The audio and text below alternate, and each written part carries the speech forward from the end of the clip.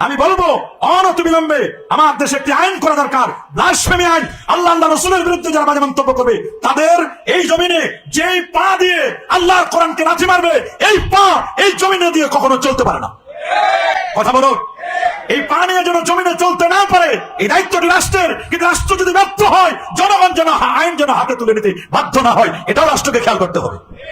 কথা বলেন। আর এই কোরআনকে যদি কেউ নিঃশেষ করে দিতে চায়, মান তারাকাহু জাব্বারা, কেউ যদি আল্লাহর কোরআনকে ছেড়ে দেয় প্রতাপশালী হয়ে, নিজেকে খুব ক্ষমতাবান মনে করে আল্লাহর কোরআনকে যদি কোনো ব্যক্তি উপেক্ষা করে, আসসামাহুল্লাহু ফিল আরদ, আল্লাহ তাআলা এই জমিনে তাকে টুকরো টুকরো করে দিবেন, তাকে নাস্তানাবুদ করে দিবেন। আল্লাহু আকবার। আমরা আগে শুনতাম যে কোরআন মাজিদ এটার উপর অপমান করত, কোরআনের ব্যাপারে বাজে মন্তব্য করত বিদেশে অমুসলিম রাষ্ট্ররা। কিন্তু আমরা গত কয়েকদিন যাবত দেখতেছি আমাদের প্রিয় মাতৃভূমি বাংলাদেশে এক ইউনিভার্সিটির শিক্ষার্থী এবং সাতক্ষীরা ওলিয়া উলিয়ার দেশ যেখানে, সেই জায়গায় এক কুলাঙ্গার, এই দুইজনে মিলে এই রিসেন্ট এক সপ্তাহের মধ্যে আমার আল্লাহর আখেরি কালাম পবিত্র কোরআন মাজিদকে ব্যঙ্গ করেছে, কোরআন মাজিদ ছিঁড়ে দিয়েছে। নাউজুবিল্লাহ। এটা কোনো মুসলিম দেখলে এটি কখনো সহ্য করবার নয়। ইসলাম ফোবিয়া, আমরা মনে করতাম যারা বিদেশি তাদের তো ইসলাম ফোবিয়া আছে, এটা একটা রোগ, ইসলামকে সহ্য করতে পারে না। ইসলামকে কেউ সহ্য করতে পারুক চাই না পারুক, ইসলাম আপন মহিমায় এগিয়ে যাচ্ছে, ইসলামকে কি কেউ মিটাই দিতে পারবে?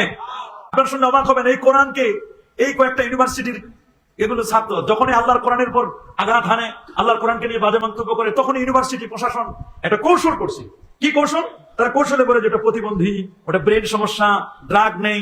ড্রাগ নিয়ে অন্য ধর্মের ব্যাপারে কিছু বলে না, শুধু ইসলাম নিয়ে বলে। কথা বলেন, অন্য ধর্ম নিয়ে কোনো বক্তব্য দেয় না। এগুলো একটা কৌশল, মনে রাখবেন।